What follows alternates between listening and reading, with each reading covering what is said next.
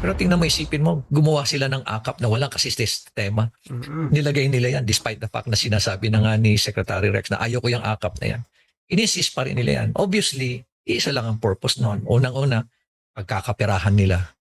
Pangatlo, gagamitin nila sa election. Kaya nga na-label yan as the most corrupt na budget. We have to clean our ranks. This is, it might be a little painful. Baka masangkot dyan yung mga tao na malapit sa atin. Ngunit kahit malapit sila sa atin, mas malapit naman siguro sa puso natin yung taong bayan. The alleged corruption really started in the House where his relative is the Speaker. It's the Speaker who has control of the budget. So what do you make of this? Is the President being two-faced? Is he being weak? What should he do more? At the end of the day, galing naman ito sa mababang kapulungan. Kamag-anak niya ang nagpasa ng budget na to sa mababang kapulungan. Well, yan ang nakakalungkot. Nakakalungkot siya na for the past 3 years, tahimik lang ating presidente. Pero siguro nakita niya na he has to leave a legacy. Good morning, Mr. President. Sir, Senator Tulfo mentioned earlier na isang undersecretary ng DPWH yung reportedly nasibak dahil po dito sa anomalous flood control. Is this confirmed, Mr. President? And sino-sino pa po kaya yung involved dito sa corrupt flood projects po? If we can name them, Mr. President. Now, we just open the website. No, I need to hear from other people because makukuha kong report? Makukuha kong report sa kung sino man, maganda lahat. Sir, quick follow-up lang po. Doon po sa 15 contractors na nakita natin, meron po bang link sa mga government officials, especially po sa mga congressmen na nakaupo, sir? Wala na ba talaga tayong investigative journalist ngayon dito sa Pilipinas? Trabaho niya yan. Look it up. We are going to look at it also. But it will be premature for me to name names, etc. until we really know what's going on. But, go out there. Tignan ninyo. Talk to the people. We need to hear from everyone. And that's I think something that we can all play a part in. And that's the opportunity is for the next 3 years. Siguro naisip na rin niya na talagang someone is bringing down my administration single-handedly. No? Kaya siguro gumalaw na siya. Hindi lang niya medyo madiretso, pero I've been hearing words, I've been hearing information or getting information na talagang galit na rin siya. No? At nagkakaroon na rin nga ng mga confrontation. Magandang araw po sa inyo lahat mga kababayan. Kumusta po kayong lahat? Saan man dako po kayo naroon, sana'y nasa mabuti po kayong kalagayan. Lalong-lalo na po sa ating mga kababayang OFW sa iba't ibang panig ng mundo, mabuhay po kayong lahat. Saludo po kami sa inyong sipag, tatag at determinasyon para sa inyong pamilya at para sa bayan. At ngayon nga mga kababayan, andito na naman tayo sa panibagong reaksyon sa mga bago at may init na kaganapan dito sa ating bansa. At itong si Mayor Magalong mga kababayan ay nandigan sa kanyang mga isiniwalat. Kaugnay nga po yan ng mga anomalya sa mga proyekto, partikular nga po dito sa flood control mga kababayan, na talaga namang mainit na pinag-uusapan ngayon. At maging ang Pangulo nga po ay naglabas na ng mga datos kaugnay nga po ng proyektong ito. At dito nga mga kababayan, nilabas niya ang listahan ng ilang kontraktor na nakakuha umano ng malaking bahagi ng mga proyektong ito. Pero nilinaw naman po dito ng Pangulo na itong mga kontraktor na kanyang ipinakita ay hindi nangangahulugan na ito may kinalaman o wala sa mga di umano'y korupsyon na nangyayari sa mga proyektong ito mga kababayan. At papapanood din po natin si Senator Chis Escudero na nagbigay ng kanyang pahayag kaugnay ng pagkakadawit ng kanyang pangalan sa mga pangalan ng kontraktor na inilabas ni Pangulong Marcos mga kababayan, dahil parang lumalabas na kinokonekta ang kanyang pangalan sa isang kontraktor na inamin naman niya na kakilala o kaibigan niya. Pero giniit niya na wala umano siyang kinalaman o anumang connection kaugnay ng negosyo o mga proyekto na nakukuha ng nasabing kontraktor sa pamahalaan, mga kababayan. At ito mga kababayan, umako na nga po tayo dito sa naging press conference ni Pangulong Marcos. Pero bago yan, kung bago ka pa lang dito sa ating channel, ay mag-subscribe ka na at i-click mo na rin ang notification bell para maging updated ka sa mga susunod pa nating video. Paki-like at paki-share mo na din ang video ito sa iba pa nating mga kababayan. Maraming salamat po. These are key findings on flood control projects. Can we put that up? Yeah. These are basic data lang ito. Next page. Yeah. The total cost of all of the projects since July 2022 until today is 545 billion pesos. I don't know about you, but that is a very big number by any measure. That is an enormous number. Let's keep going. Another observation is that there are 6,021 projects worth more than 350 billion that do not specify the exact type of flood control that is being built. Then, many projects also in different locations have exactly the same contract cost. I think anybody who works in either the private sector or the public sector, pag sinabi, may 50 project, pare-pareho, 150 million lahat. Pare-pareho lahat. Imposible yan.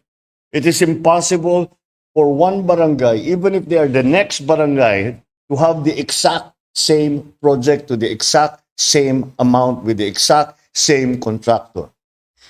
Imposible yan. And that is why that is a significant finding already that we have made. Now, can you keep going, please? What's in it? There. So, we looked at the regions kung saan ang pinakamarami. And this is what came out.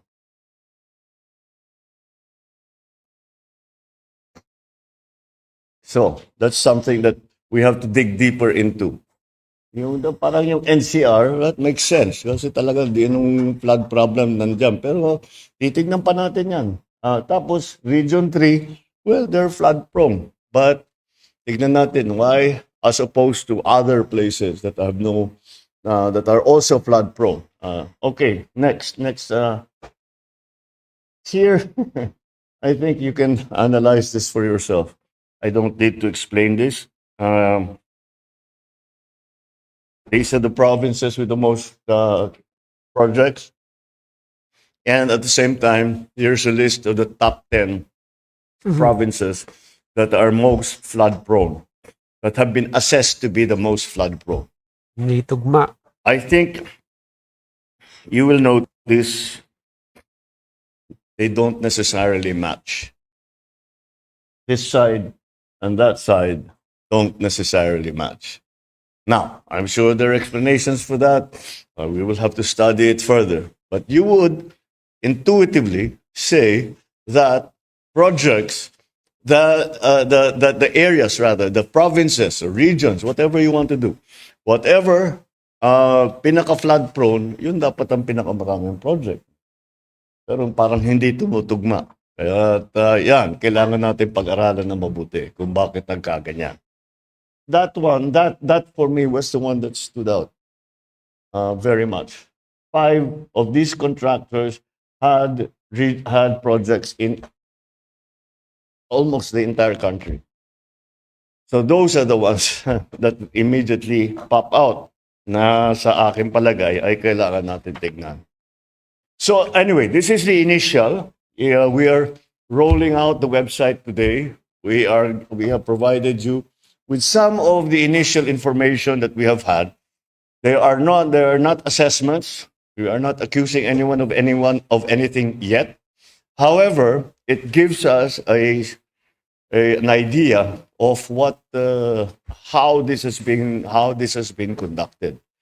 So I hope people will take advantage of this.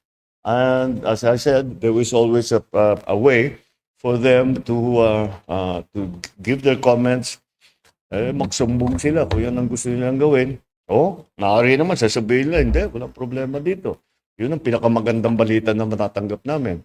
So I encourage everyone to look into this and say your piece. Kasi parang sinasabi ng mga iba, nakikita naman namin hindi maganda pero wala naman kami mapuntahan, wala naman kami malapitan. Ngayon meron na. Ngayon meron na kayo malalapitan. Ito, ang lalapitan na ngayon ninyo, ako mismo. Dahil akong titingin dito araw-araw sa website natin at babasahin ko ang mga report na ibibigay ng taong bayan. So this is the first step. We are going to keep going. This is something that is, I think, absolutely necessary. We have to clean our ranks. This is it might be a little painful. Baka masangkot dyan yung mga tao na malapit sa atin. Ngunit kahit malapit sila sa atin, mas malapit naman siguro sa puso natin yung taong bayan. Silang. All right. I think that's just a preliminary briefing, and thank you. And I'll take some questions. Thank you very much, Mr. President. Mr. President, the first question will come from Alvin Baltasar, Radio Pilipinas. Mr. President, magandang umaga po. Hi, sir. Good morning po. Mr. President, Mr. Ramon Ang is offering to solve the flood problem in the National Capital Region. What is your take on this? Thank you. What else? What else can you say? This is why we have. This is the reason why, from the very beginning, I always said the private sector needs to be part of everything of our national development. Hindi pwedeng ganun. Now, yung proposal ni Ramon Ang is also certainly very welcome because we've seen his projects. Maganda naman ang mga nagiging resulta. He's able to bring it in on time. And, the man is an engineer. So I'm sure pinag-aralan niya na mabuti yan. He's actually given me already this briefing before. And however, there is still another side to his proposal. And the other side of his proposal, I will fix the flooding problem. I will desilt the areas here in Metro Manila anyway. But the mayors, the LGUs have to take care of the garbage problem. Good morning, Mr. President. Sir, Senator Tulfo mentioned earlier na isang undersecretary ng DPWH yung reportedly nasibak dahil po dito sa anomalous flood control. Is this confirmed, Mr. President? And sino-sino pa po kaya yung involved dito sa corrupt flood projects po? If we can name them, Mr. President. Now? We just opened the website. No, I need to hear from other people because makukuha kong report? Makukuha kong report sa kung sino man, maganda lahat. So I need to hear from people first. And then if there is really something na kailangan sasabihin talaga ito consistent, ang dami nilang 15 yung project nila, puro palpak. Delikado na yan, pitignan na namin. But we don't have that yet. We haven't conducted that. If you remember, the DepDev is going to now go into all of that. Pero parallel effort yan. Sa gobyerno at saka sa taong bayan. Importante yung contribution ng taong bayan. Napakahalaga. Dahil nandito kami, pinag-usapan nga natin, 9,000 projects. Siyempre, didetalye namin yan, isa-isahin namin yan. Pero ang tao, nandun sa harap nila. Pag-gising nila sa umaga, maglalakad lang sila ng kalahating kilometro, nandyan na, nakita na nila. So, that's maybe more important. Kaya we have encouraged the way we put the website together. Kahit may picture, may video, i-upload ninyo sa amin para makita namin. Kasi meron kaming yung mga malalaking analysis, yung mga satellite nga, pati yung mga report.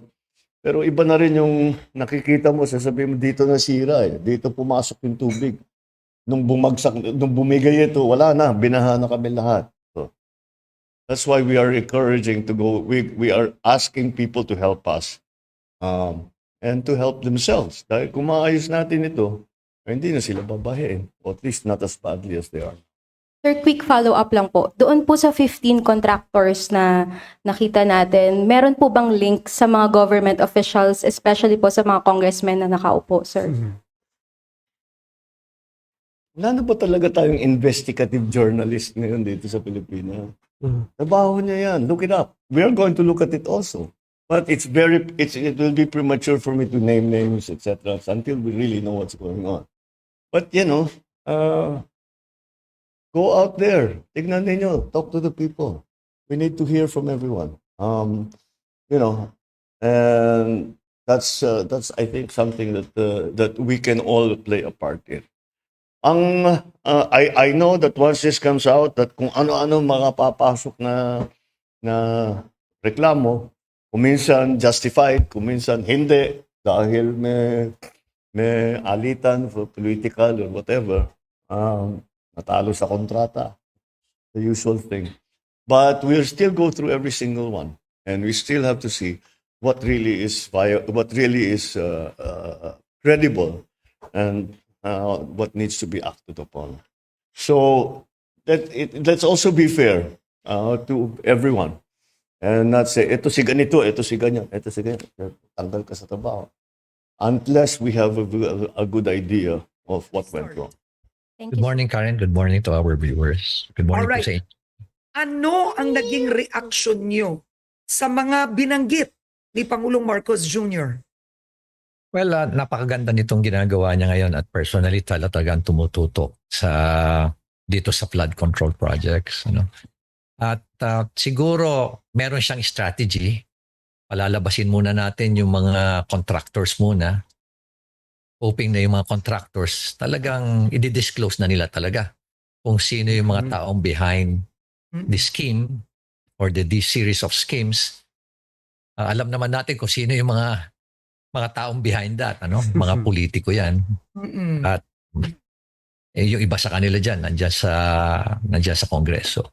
Nako. To be direct about it. Oo.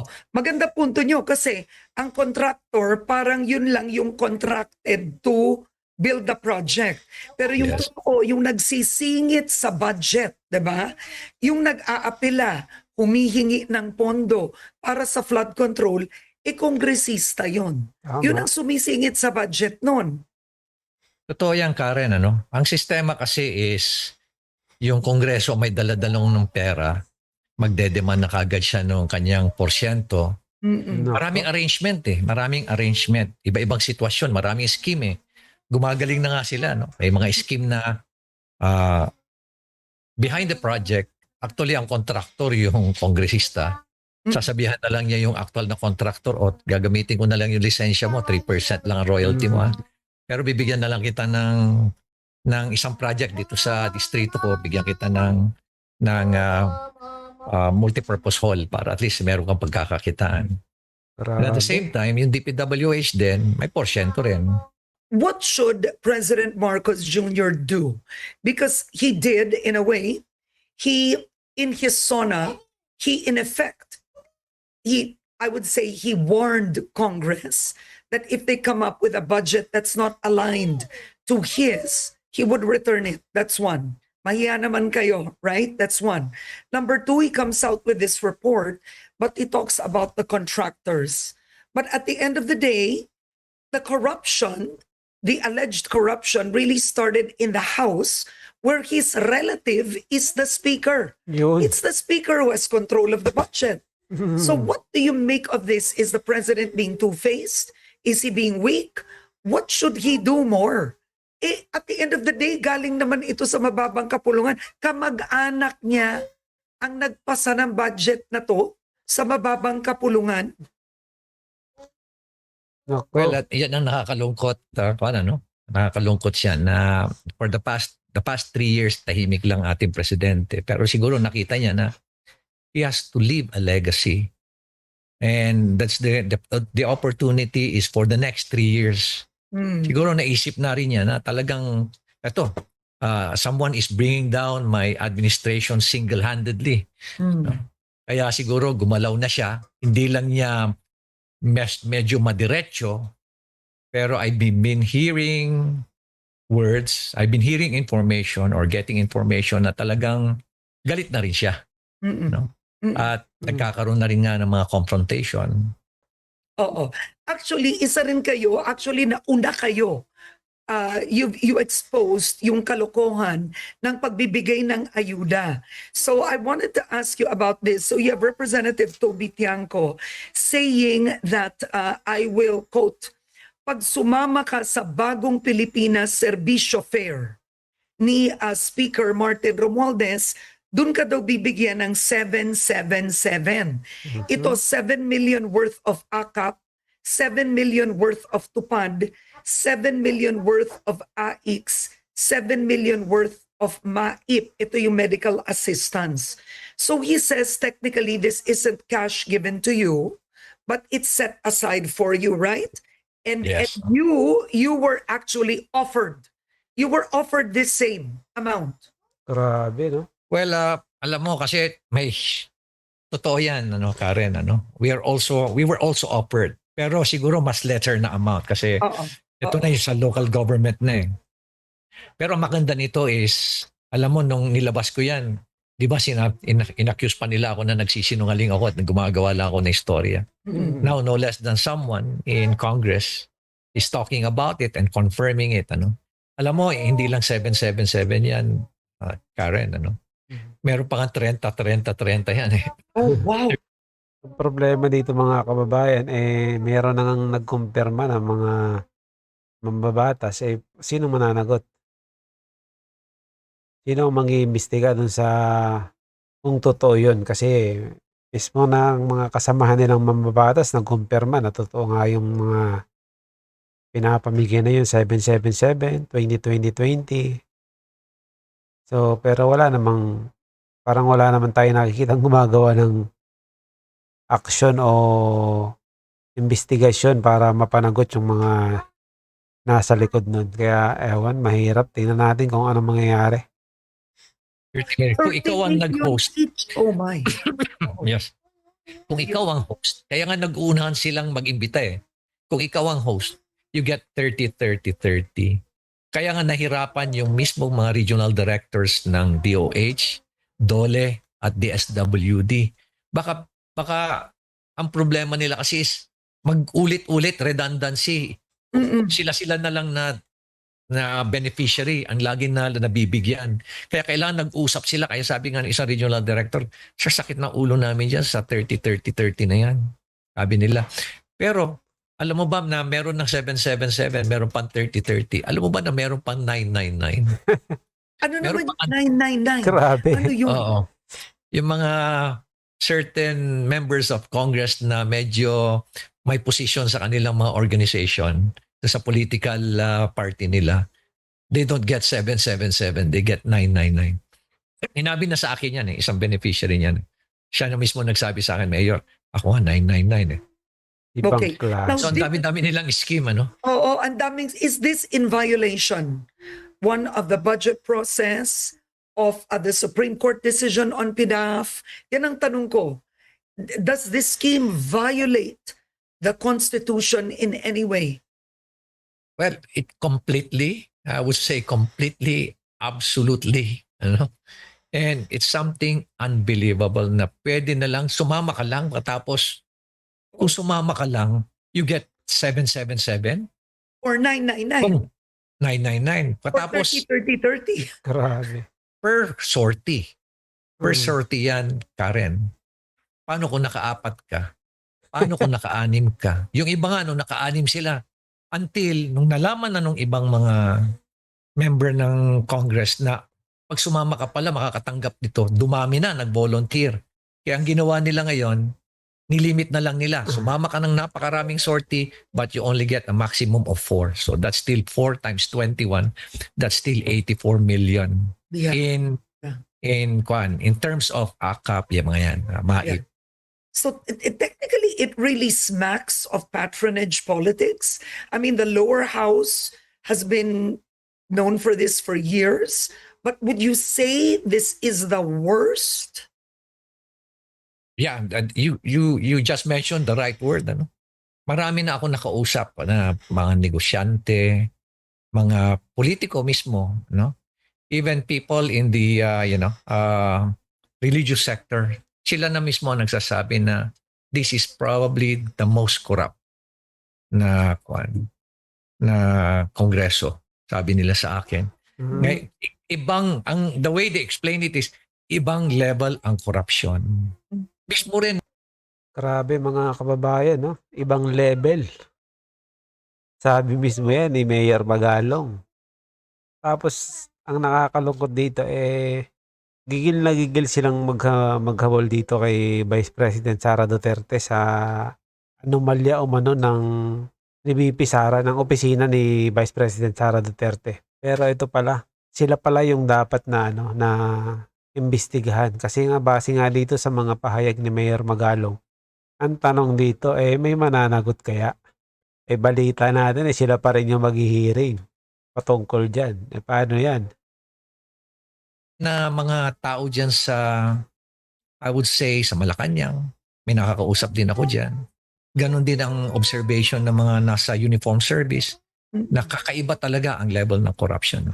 At sa bahagi naman po ng video ito ay panoorin natin ang naging pahayag ni Senator Chis Escudero.